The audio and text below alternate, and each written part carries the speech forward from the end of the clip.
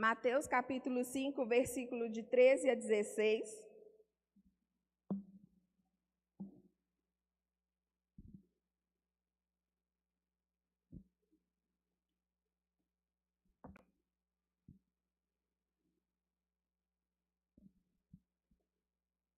Todos encontraram? Diz assim a palavra do Senhor: Vocês são o sal da terra. Ora, se o sal vier a ser insípido, como lhe restaurar o sabor? Para nada mais presta senão para ser lançado fora, ser pisado pelos homens. Vocês são a luz do mundo. Não se pode esconder uma cidade situada no alto de um monte. Nem se acende uma lamparina para colocá-la debaixo de um cesto, mas um lugar adequado onde ilumina bem todos os que estão na casa. Versículo 16, assim brilhe também a luz de vocês diante dos outros, para que vejam as boas obras que vocês fazem e glorifiquem o Pai de vocês que está nos céus. Irmãos, esse texto é bem conhecido, né, para muitos cristãos.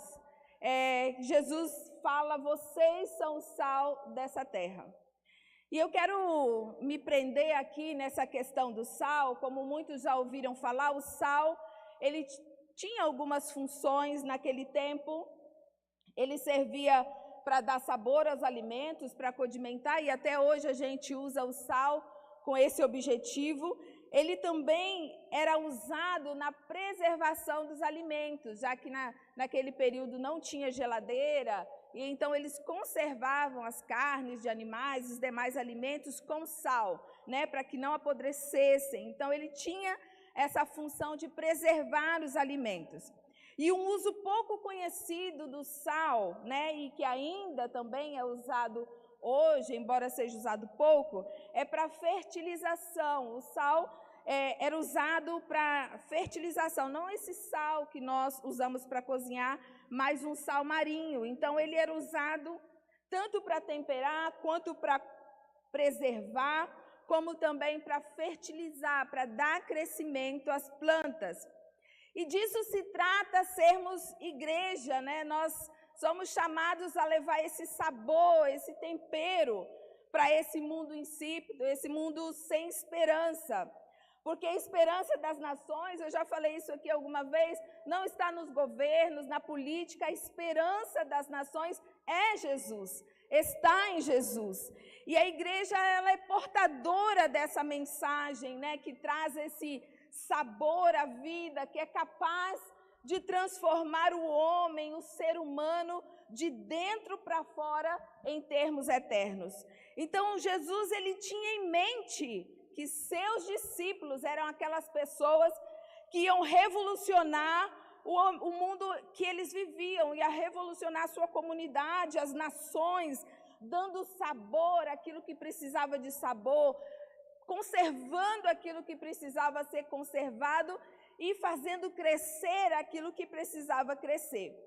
E partindo dessa premissa, irmãos, sobre o significado do sal, eu gostaria que nós pensássemos em 3 aspectos muito importantes para que nós possamos, como igreja, como seguidores de Cristo, como discípulos, sermos esse sal lá fora, né? Como Jesus disse, vocês são o sal dessa terra.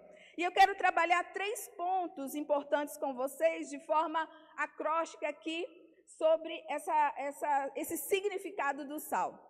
E o primeiro ponto que eu gostaria de trabalhar com vocês, que nós pensássemos a respeito, é que nós devemos repriorizar o serviço. Quando nós falamos de serviço cristão, quando nós falamos de servir, nós pensamos nesse servir que a gente já faz semanalmente, religiosamente, dentro do ambiente eclesiástico. Mas se nós queremos que o mundo perceba que temos esperança, que temos essa mensagem que transforma, que dá sabor, nós precisamos repriorizar o serviço.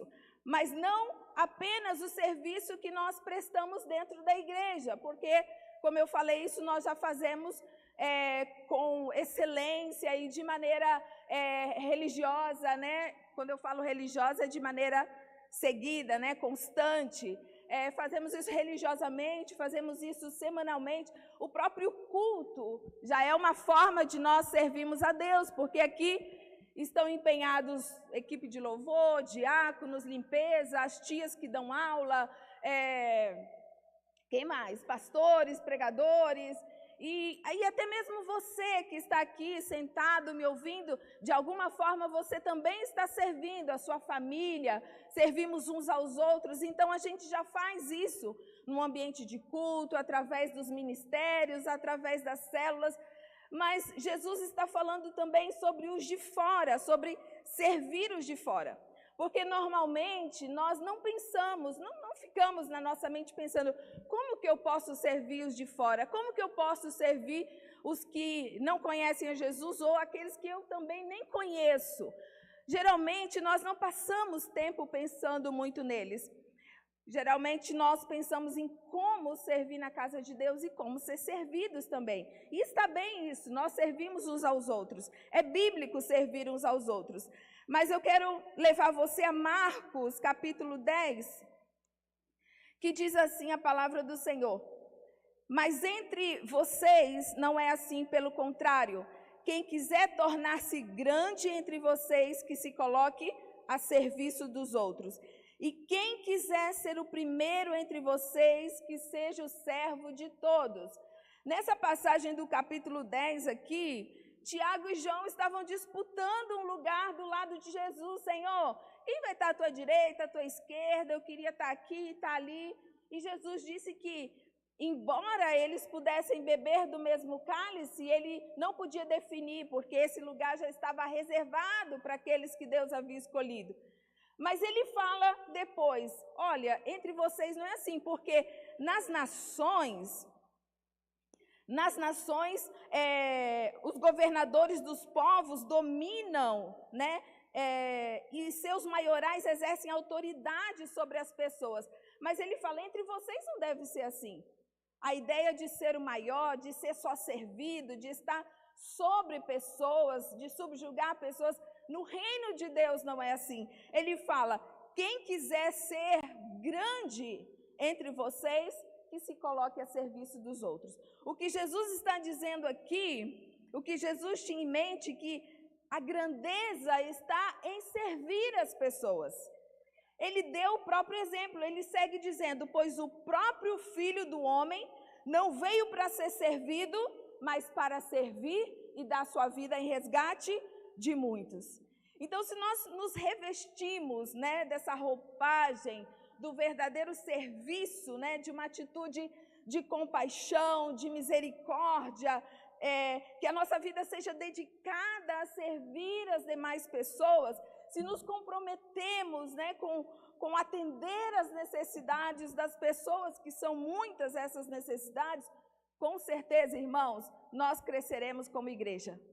Se nós abraçarmos esse sentir de Jesus, de se colocar à disposição de servir aos demais, com certeza cresceremos como igreja.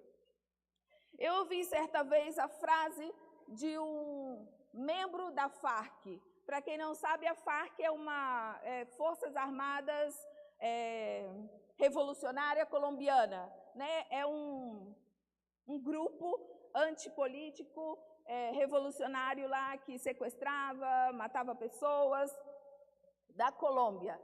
E um membro da FARC falou para um pastor certa vez que nós, como igreja, a igreja cristã, ela tem uma filosofia religiosa muito boa para diferenciar o que é bom do que é ruim, mas muito pouco como que para fazer a diferença. O que ele estava querendo dizer com isso? Que às vezes nós falamos sobre o amor de Deus e falamos muito bem, falamos com base, com autoridade, mas o mundo precisa conhecer na prática sobre esse amor.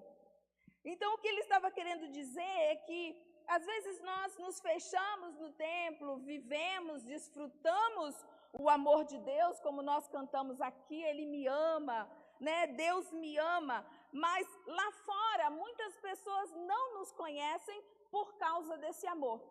E é por isso que nós precisamos repriorizar o serviço, pensar como nós podemos servir as demais pessoas. Mateus 25:35, Jesus, ele dá um exemplo, ele fala: eu tive fome e vocês me deram de comer, tive sede e vocês me deram de beber, fui estrangeiro e vocês me acolheram. E aí Jesus vai falando as demais coisas que são alguns deveres, né, que demonstram amor e evidenciam, irmãos, eles apontam para a pessoa de Deus. E é isso que eu gostaria que vocês entendessem. Quando nós estamos lá fora servindo as pessoas, nós estamos apontando para Deus.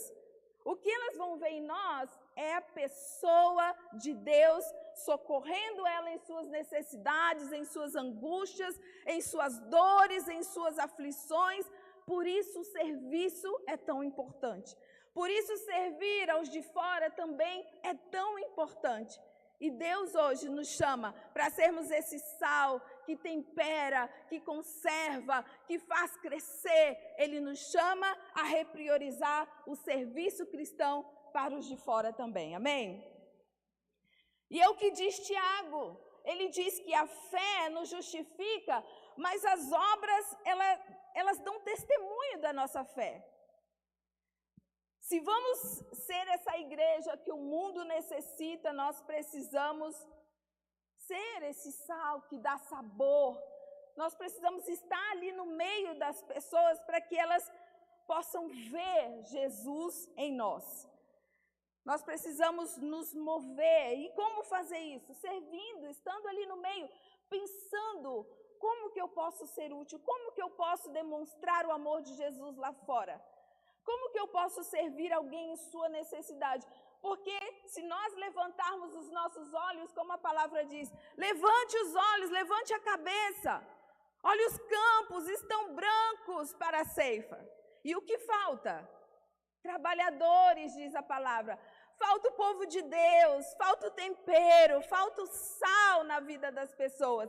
E Jesus está nos chamando para ir e ser esse tempero e dar sabor à vida das pessoas, amém?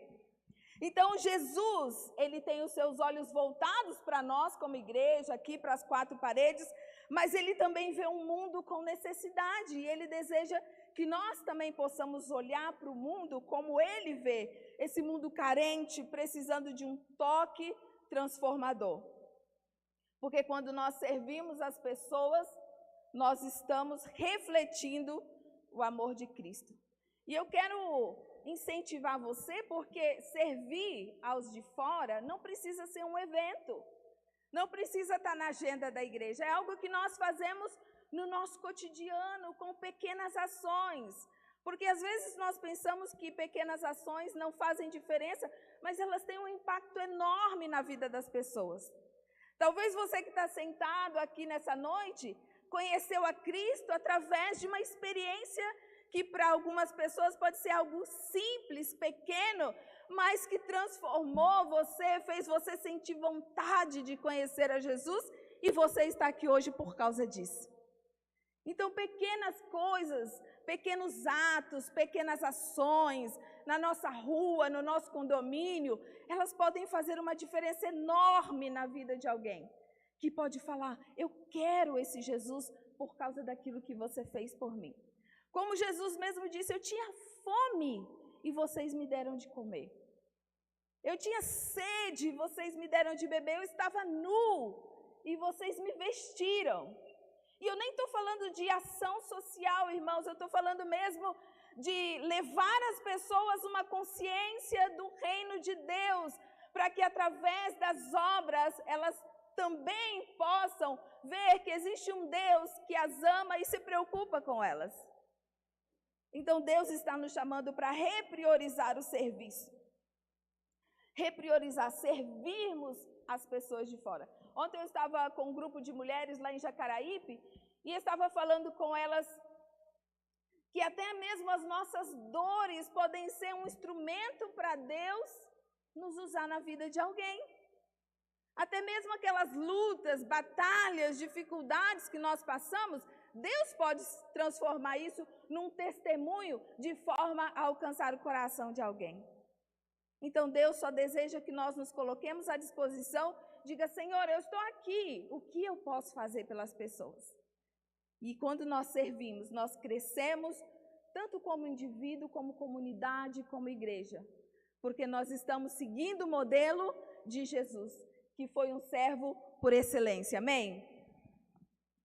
A segunda coisa que nós podemos pensar, que é importante para que nós sejamos esse sal, esse tempero lá fora, é um compromisso com a adoração.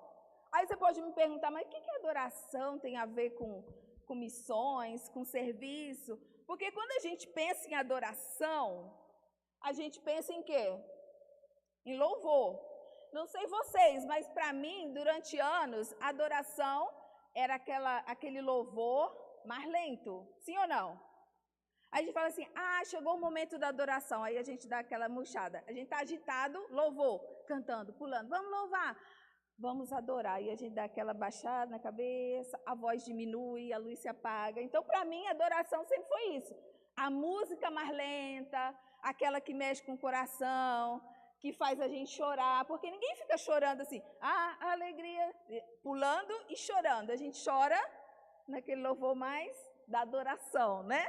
Então, eu sempre pensei isso, a adoração é a música mais lenta. E sabe quando que eu aprendi isso, irmãos? Eu conto um segredo para vocês. Vocês nem vão acreditar. Mas eu já fui líder de ministério de louvor, vocês acreditam? Vocês não sabiam dessa minha faceta. Mas eu já fui líder de ministério de louvor. Eu já fui regente de coral. Olha aí, Caio, tá perdendo, hein? E eu provo, eu trouxe foto, eu estava vasculhando minhas fotos antigas e eu vou mostrar para vocês uma foto. Essa foto foi quando eu estava lá no antigo Sovaco da Cobra, que hoje é conhecido como José de Anchieta 2. Se o multimídia me ajudar, mas não vale rir, hein, irmãos?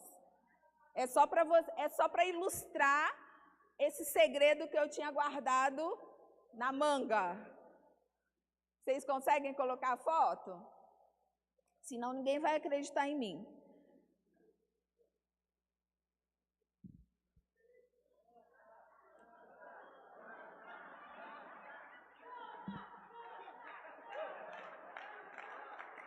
Calma, no final, no momento da adoração final. Essa foto, tem como apagar a luz, Diácono, só para eles verem? Olha só, vocês me reconhecem aí, gente? Não? Eu tô com o mesmo corpinho aqui, ó, com a faixa marrom, com o microfone. O pastor Vanderli, de José de Anchieta, magrinho também. Gente, aquela de verde é uma amiga minha e ela está visitando a gente hoje. Olha que sintonia. Eu não sei nem onde ela está. A Carliana está aí? Levanta a mão. Está ali. Ela, o esposo tocava e a gente cantava. Eu ali, gente, ó, eu era líder do louvor lá, cantando. E parece assim que foi ontem, mas essa foto já tem 23 anos, gente. Eu pareço uma mocinha, mas já, ó, foto de 23 anos. A próxima foto. Olha eu tocando! Era uma guitarra, gente. Isso aí é num lugar chamado Vila El Salvador, onde eu trabalhei como missionária lá no Peru. E aí eu tocava lá no ministério, com os irmãos, cantava em espanhol e tudo mais. Próxima. Olha eu aí, gente. Vocês me reconhecem? Quem acha o Jimmy aí, gente? Olha o Jimmy aqui, ó. Ele falou, Fabrícia, não faz isso comigo. Mas depois de 17 anos de casado, a gente brinca. Aí ele tá... Olha ele olhando pra mim, gente. Olha isso. Quem tá solteiro, ó, busca um irmão que olhe pra você desse jeito. Ele não estava nem cantando. Olha o olho dele, direto me fulminando. A gente não era namorado, gente, olha aí. E aí, nesse dia, era um coral, um coro de Natal. Como que fala, gente? É cantata? Então, era uma cantata de Natal. E eu era regente, eu fazia o negócio com o dedo. Só que na minha cabeça era, canta mais alto, canta mais baixo. Canta mais alto, canta mais baixo. E o mais legal é que eu fazia isso sem conhecimento e todo mundo me obedecia. Sem conhecimento também. Aí eu fazia assim, ó. Aí todo mundo... Aí fazia assim, todo mundo... E ficou lindo, eu fui aplaudida de pé. Foi uma coisa assim, extraordinária.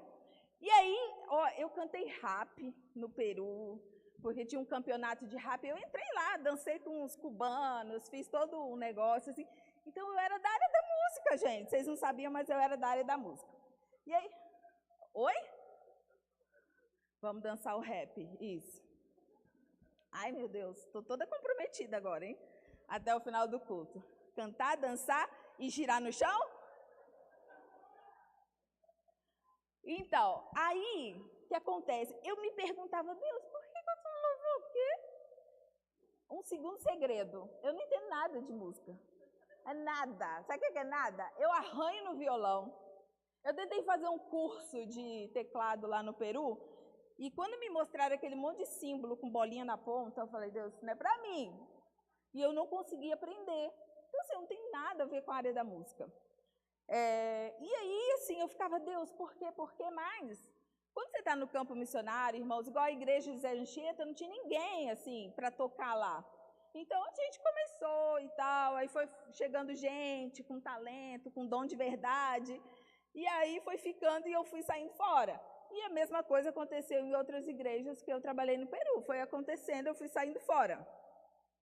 Só que nós tivemos uma viagem missionária com a Jocum para o norte do Peru, uma cidade chamada Chiclayo, que é caminho do Equador, assim, perto da fronteira, bem no norte do Peru, bem em cima.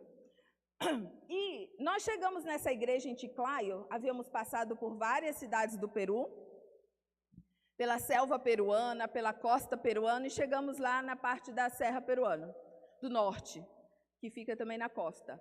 E aí, nós estávamos nessa igreja, e quando nós chegamos para servir nessa igreja, era uma igreja extremamente estruturada, era uma igreja grande, assim, um templo gigante, fisicamente bem estruturada a igreja, muito bem organizados, ministérios, porque nós estávamos acostumados a trabalhar em igrejas pequenas.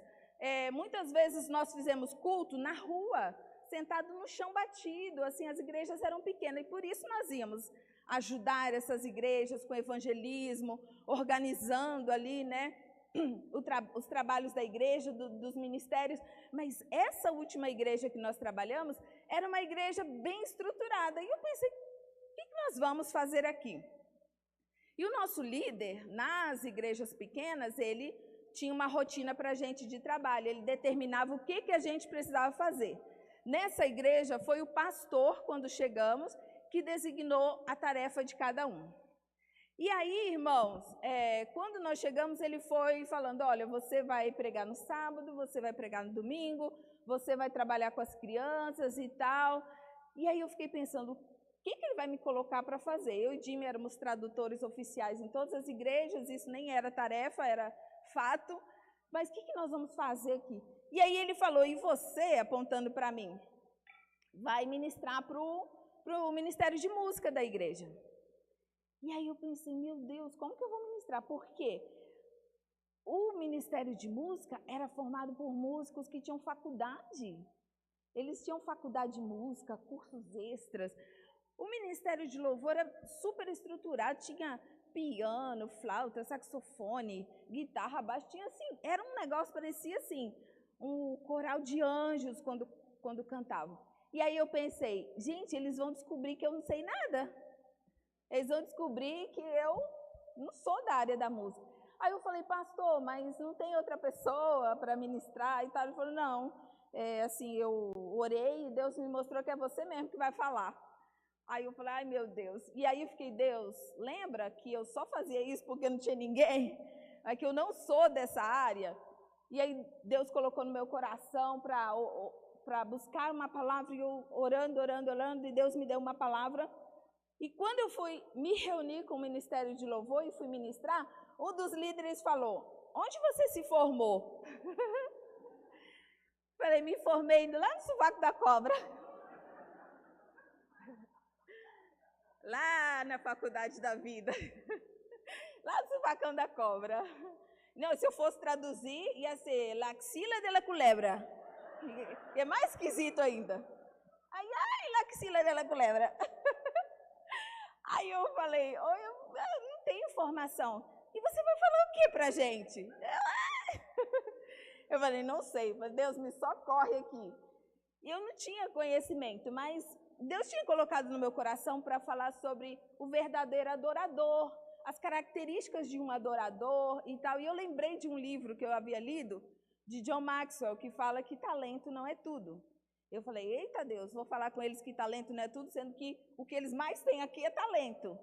Vou apanhar desse grupo de pessoas. Mas fui com a cara e a coragem e falei o que Deus tinha posto no meu coração. Quando, no final da ministração, nós fomos convidados, eu e o meu líder, para almoçar com os líderes do Ministério de Louvor. E quando nós fomos conversar com eles nesse almoço, eles falaram, olha, nós queremos agradecer pela palavra tal, e a gente ficou muito tocado pelo que Deus falou conosco, por quê? Ele falou, até ontem a gente nem se falava. Ele falou, até ontem a gente se odiava. E eram dois líderes, né? Uma moça e um rapaz. Eles estavam falando com a gente e nem se olhavam direito.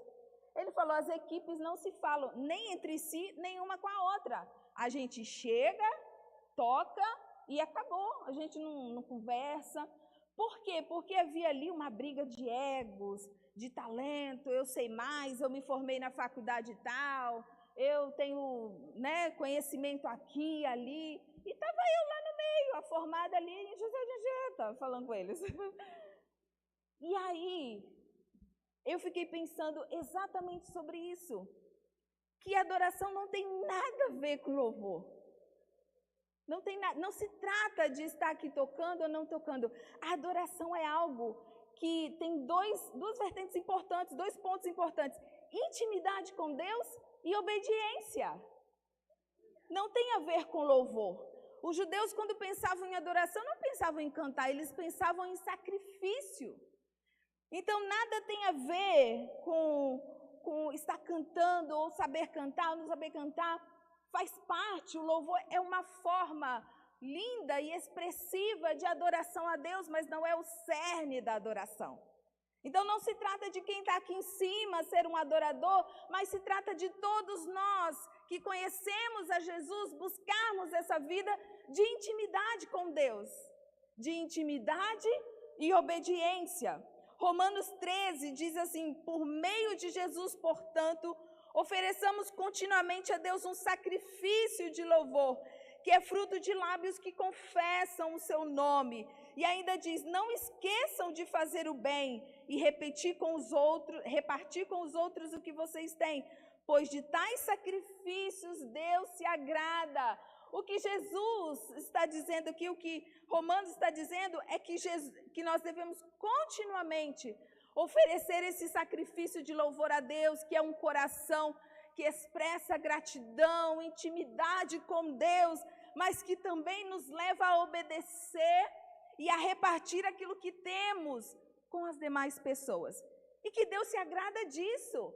Esse é o sacrifício que agrada o coração de Deus. Uma pessoa que tem intimidade com Ele e que o obedece. E o que isso tem a ver, o que essa experiência tem a ver com ir, com ser sal, né? O que tem a ver? Porque não se trata de cantar canções que emocionam o nosso coração, mas tem a ver com essa devoção de coração, que nos leva a estar perto de Deus, a conhecer o coração de Deus, a tentar entender as prioridades de Deus, aquilo que mais mexe com o coração do nosso Pai. E uma vez que nós estamos tão íntimos de Deus, tão ali entrelaçados com o nosso Pai, nós estamos dispostos também a obedecer. E o desejo de Deus, diz a palavra, é que todos se salvem. Então, conhecendo o coração de Deus, eu falo, Deus, nós estamos tão íntimos, tão próximos, que meu desejo é fazer aquilo que agrada o teu coração. E aí eu vou para fora, e vou ser sal e luz, e vou alcançar pessoas para Cristo, porque o meu Pai, com quem eu tenho intimidade, deseja que eu faça isso. E a minha resposta é a obediência a Deus. Então, quanto mais perto dele, mais perto de Deus, de Jesus, o que temos no nosso coração, na nossa mente, o que tem correndo no nosso sangue, no nosso DNA, é a sua presença.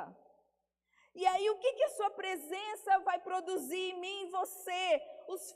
O fruto do Espírito, que é amor, alegria, paz, paciência, amabilidade, bondade, fidelidade, mansidão, domínio próprio.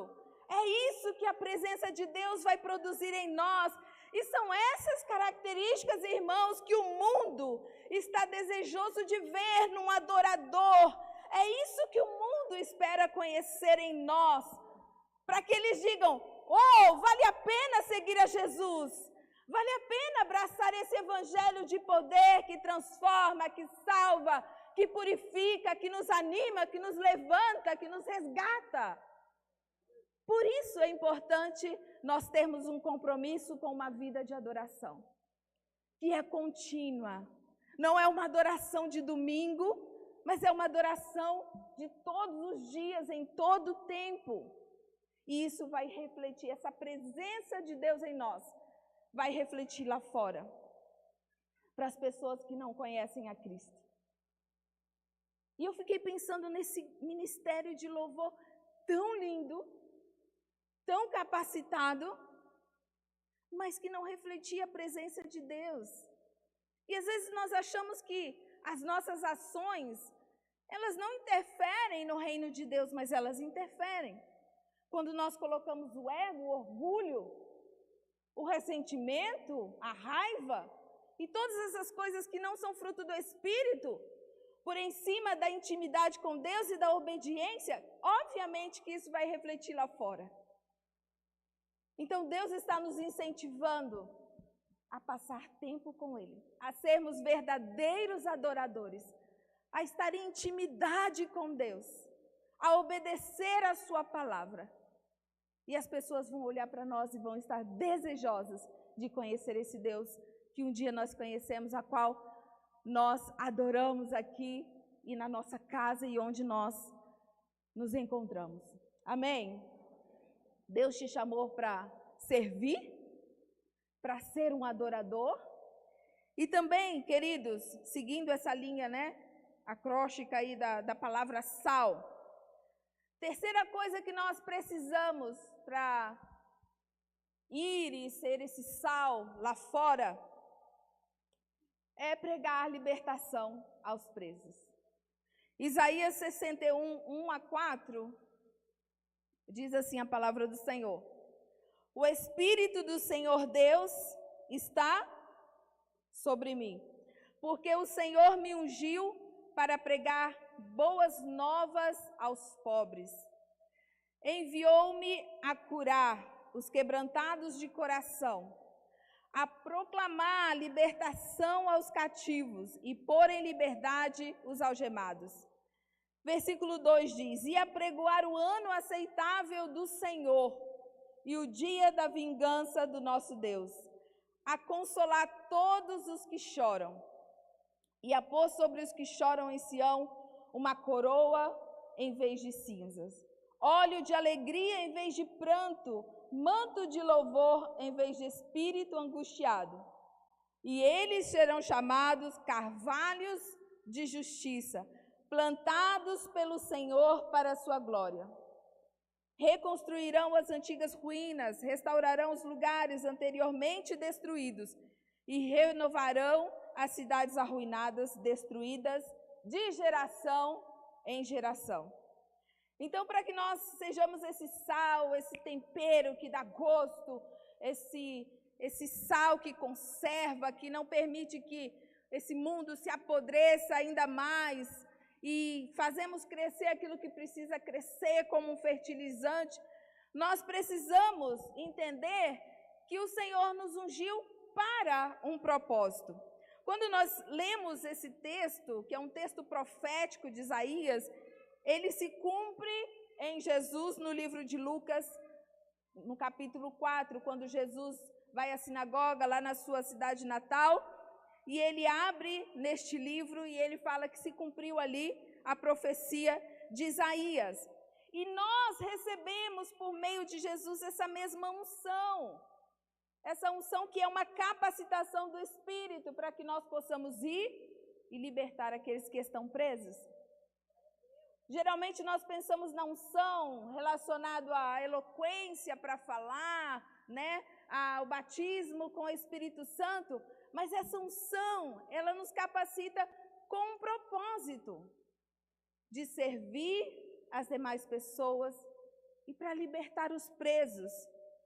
Diz aqui, nós somos chamados para isso, para pregar as boas novas, para libertar aqueles que estão presos. Por isso eu e você fomos agraciados com o Espírito Santo de Deus e capacitados por Ele para sermos um instrumento de amor, de compaixão e de libertação. Quantas pessoas não estão em prisão hoje, gente? Quantas pessoas? Às vezes a gente passa pelas pessoas na rua, fala bom dia, boa tarde, e a gente não sabe o que está dentro do coração das pessoas. Como vocês sabem, eu sou voluntária lá no Projeto Mão Estendida. Eu estou com a Lu Rangel fazendo um trabalho, hoje estamos só nós duas, né? Com mulheres, mães e cuidadoras de pessoas com deficiência. E um dia eu inventei uma dinâmica com elas, porque a gente já está junto há 4 anos, então a gente já chorou muito junta, com histórias muito pesadas. Pastoria aqui sempre menciona que cada pessoa que é assistida no projeto tem uma história de vida muito pesada, e além dessas histórias, no caso desse grupo em específico, elas são mães atípicas, que não têm recurso financeiro para o filho fazer terapia, não tem recurso às vezes para pagar um médico, e assim, é uma situação muito precária. Então a gente já chorou muitas vezes juntos, já se ajudou. Pessoas aqui da igreja já ajudaram a conseguir médico para muitas crianças lá do nosso grupo, e foi uma bênção, porque sem laudo elas não conseguem benefícios, sem laudo elas não conseguem matricular na escola, sem laudo elas não conseguem passagem de ônibus gratuita. Então tinha muitas crianças ali com 6, 7, 8 anos que não tinham laudo, né, diagnóstico do seu transtorno.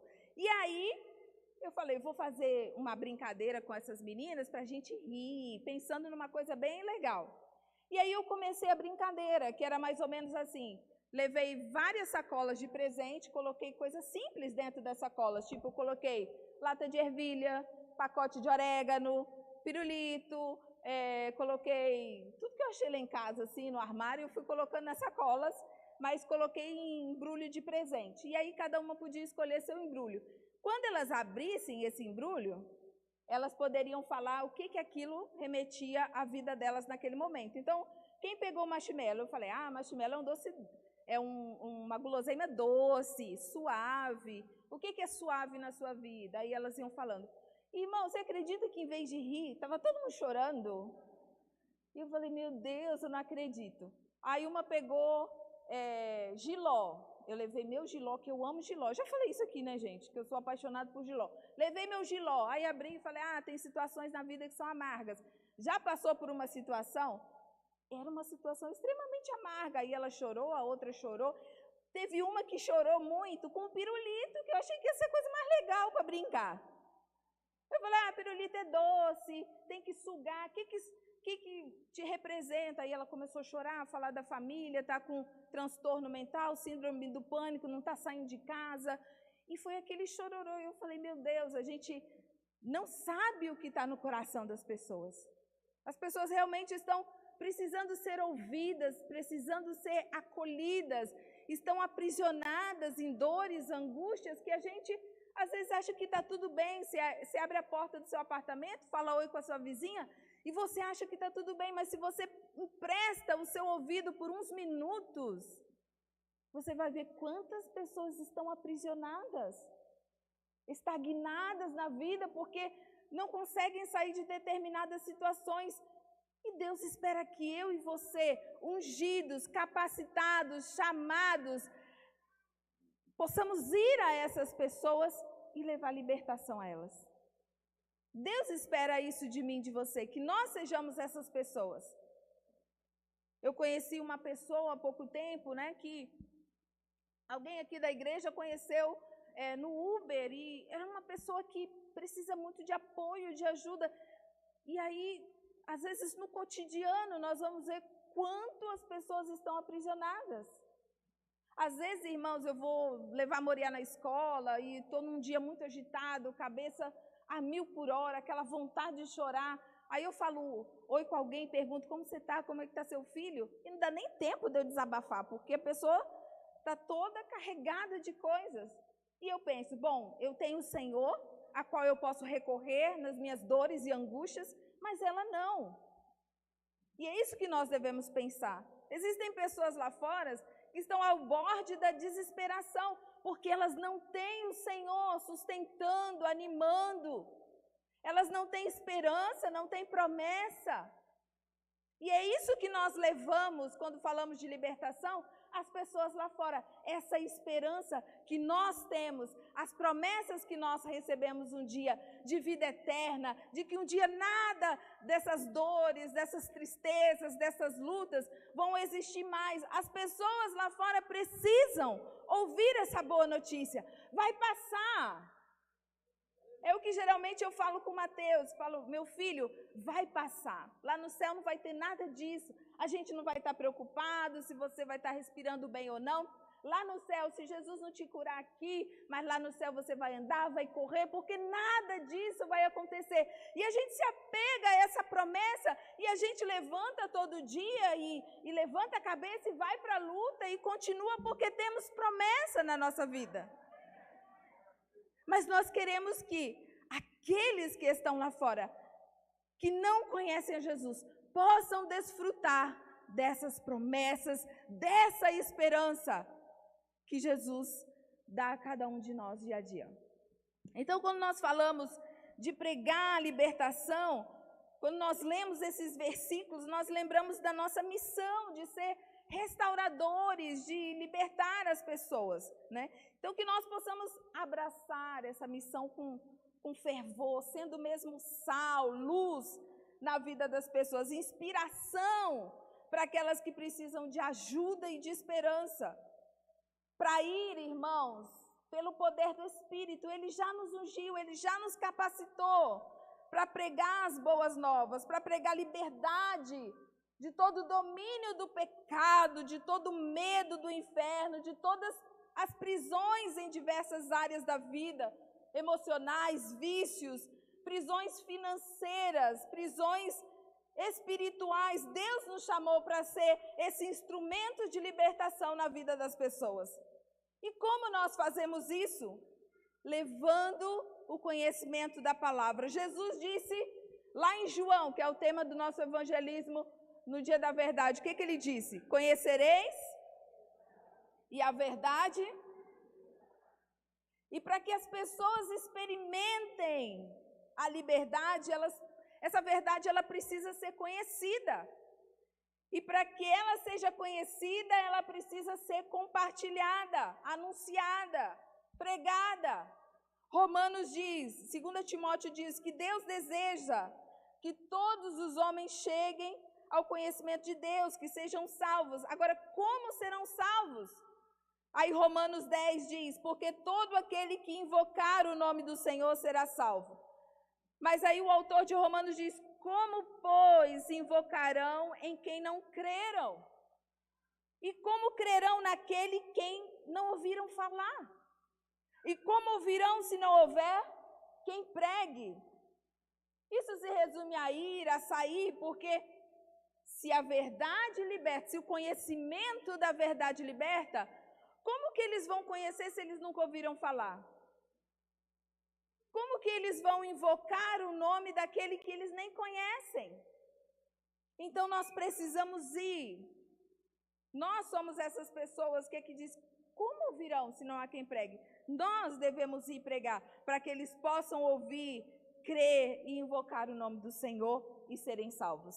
Esse é o nosso papel como igreja. Isso se resume ser sal, servir as pessoas de fora, ter uma vida de adoração, um compromisso com uma vida de adoração contínua com Deus. Não se alimentar apenas daquilo que nos dão, mas buscar em Deus uma intimidade, um alimento que é singular, particular, pessoal, que Deus vai de encontro com a sua pessoa, com o seu caráter, com as suas fragilidades, com as suas necessidades, e Ele vai te transformando ao ponto de isso te levar a obedecer e refletir o amor dEle para as pessoas lá fora. E nós fazemos isso também, entendendo que fomos capacitados por Deus, pelo Espírito de Deus, para ir às ruas sem medo e libertar aqueles que estão presos. Dia 14 é um dia propício para isso. Falar de depressão, de suicídio, de ansiedade. São pessoas que estão aprisionadas em suas dores emocionais, que às vezes estão desesperançadas. Eu tive a experiência de um familiar com depressão dentro de casa, que tentou suicídio várias vezes. Às vezes eu falava, Deus, o que eu posso fazer para que ele possa ser ajudado? Eu não sabia o que fazer, irmãos, além de amar, acolher. Então nós começamos, eu e Jimmy, uma campanha de oração para que Deus ajudasse, que ele se libertasse das suas prisões emocionais. E foram anos difíceis. Você pegar uma pessoa ligando para você e dizendo, eu estou ligando para você para me despedir, porque eu estou sentindo tanta dor, que eu vou morrer, que eu vou partir, eu vou acabar com a minha vida. E eu tive essa experiência muito próxima de mim dentro da minha casa. De eu ficar 1 hora, 2 horas no telefone, orando e pedindo, Deus, não deixe ele morrer desse jeito. Deus, por favor, não deixe ele morrer desse jeito. São prisões que inúmeras pessoas estão atravessando hoje, irmãos. E Deus nos chama para ser essa pessoa, esse instrumento de vida, de alegria, de restauração, de transformação, de libertação na vida das pessoas. Então Deus está nos chamando para servir, para sermos adoradores e para libertar aqueles que estão presos. E assim nós seremos esse sal que Jesus fala lá em Mateus 5, que dá sabor ao mundo, que tempera, que conserva aquilo que precisa ser conservado e que faz crescer aquilo que precisa crescer. Amém? Quero te convidar a orarmos juntos sobre essa palavra, para que nós possamos sair daqui com isso em nosso coração. Senhor, eu quero ser sal nessa terra. Eu quero abraçar aquilo que o Senhor me chamou para ser. Eu quero ser sal nessa terra. Eu quero fazer a diferença nessa terra. Eu quero ser luz neste mundo. Eu quero iluminar a vida das pessoas que andam em escuridão, servindo-as, perguntando o que eu posso fazer por você, como eu posso te ajudar. Lembra que Pedro disse, eu não tenho prata nem ouro, mas o que eu tenho te dou. E às vezes nós temos muito, irmãos, para dar. Nós temos muito para dar. Nós recebemos semana a semana palavra de Deus nas células, nos cultos, nos nossos devocionais. Recebemos o cuidado de Deus, o respaldo, o amor, a misericórdia, o sustento. Nós temos muito para dar. E temos uma imensidão de pessoas prontas para receber, esperando que eu e você possamos sair, ir além dos muros e ser sal na vida das pessoas. Amém? Não se joga sal numa comida que já está bem temperada, mas se joga sal numa comida que está insípida, sem sabor. E é isso que Deus está nos chamando para fazer. Vamos nos colocar de pé?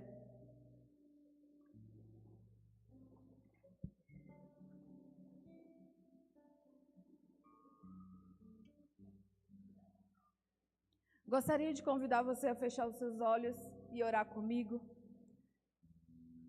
Senhor, nós queremos te louvar por esse grande privilégio de sermos seus discípulos, de sermos chamados, Senhor, a te servir, a representar o Senhor aqui nessa terra. O Senhor disse em tua palavra que nós somos o sal dessa terra, que o Senhor nos chamou para dar sabor a esse mundo tão perdido, tão cheio de ideologias, controvérsias, tão distantes da tua palavra. O Senhor nos chamou para dar sabor, para trazer esse tempero a este mundo. O Senhor nos chamou para conservar, ó Deus, essa terra, para que ela não apodreça ainda mais, com toda a corrupção, com toda a imoralidade que nós estamos vivendo hoje. O Senhor nos chamou para conservar a vida das pessoas através da tua palavra. O Senhor nos chamou, Deus, para ser como um fertilizante, para dar crescimento àquilo que precisa crescer. E nós podemos fazer isso servindo as pessoas. Deus, coloca essa consciência na nossa mente, traz esse pesar no nosso coração, de que existem pessoas além dos muros da igreja esperando que nós possamos ir e servi-las, apontando para o Senhor, para que elas saibam que existe um Deus que as ama, que existe um Deus que deseja cuidar delas. Pai, em nome de Jesus, que o Senhor nos impulsione a pensar no nosso dia a dia, como podemos servir as pessoas com os nossos dons, talentos, com as nossas habilidades, ó Deus, com aquilo que recebemos do Senhor todos os dias. Às vezes é um abraço, um sorriso, às vezes uma companhia para alguém que se sente solitário, às vezes uma ajuda financeira, uma ajuda material, às vezes solucionando alguma situação com a pessoa não consegue enxergar uma saída. Deus, existem tantas formas de servir, mas o que nos falta principalmente é priorizar esse serviço, que o teu Espírito, ó Deus, toque no nosso coração.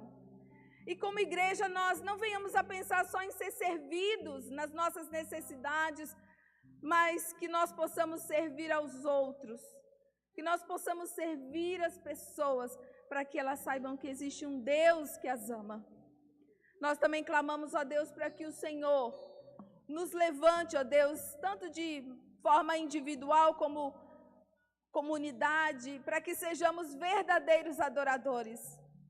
Como o Senhor diz lá em João, o Senhor está em busca de homens que o adorem em espírito e em verdade. Homens que tenham intimidade com o Senhor, pessoas que tenham intimidade com o Senhor. E às vezes ao longo dos anos nós vamos perdendo essa intimidade, fazendo as coisas tão no automaticamente. Senhor, nos perdoa por isso. Porque começamos a confiar nas nossas habilidades, nos nossos talentos, começamos a confiar naquilo que já recebemos e passamos pouco tempo com o Senhor. Deus, em dias tão midiáticos, ajuda-nos a priorizar, a ter um compromisso com uma relação contínua com o Senhor, íntima com o Senhor, conhecendo o teu coração, conhecendo aquilo que está na tua mente, conhecendo as tuas prioridades, aquilo que o Senhor deseja que façamos. Ó Deus, ajuda-nos a ter uma vida de intimidade, que obedecer ao Senhor seja algo natural para nós. Que nós possamos priorizar uma vida de adoração. E que o Senhor também nos leve, Pai, a entender que nós não precisamos, ó Pai, esperar um tempo oportuno. O Senhor, o teu Espírito, já nos ungiu, já nos capacitou, já nos preparou como soldados para ir e libertar aqueles que se encontram em prisão. E o Senhor pode usar cada um da forma que o Senhor desejar, a forma que o Senhor quiser, porque o Senhor não se prende a nada. E o Senhor tem multiformas de usar os teus filhos. Que nós nos sintamos, ó Deus, preparados para ir e pregar, ó Deus, a tua palavra e libertar pessoas que se encontram em prisões, cativos, prisões de mente, prisão do coração, prisão financeira, prisão emocional. Deus, a tua igreja é resposta para a dor e a necessidade do mundo. Que nós possamos nos levantar como igreja do Senhor, sentindo-nos capacitados pelo teu Espírito, no poder do Senhor, para fazer a diferença aqui na Serra, aqui, ó Deus, no Espírito Santo, e onde o Senhor nos levar. Nós somos a resposta para esse mundo caído. Ó Deus, nós temos a mensagem, a boa notícia que o mundo espera receber. E nós clamamos, Senhor, usa as nossas vidas e toca-nos, Espírito, para que nós estejamos dispostos a ser esse sal nessa terra, para a glória e louvor do teu nome. Em nome de Jesus. Amém. Deus abençoe, irmãos.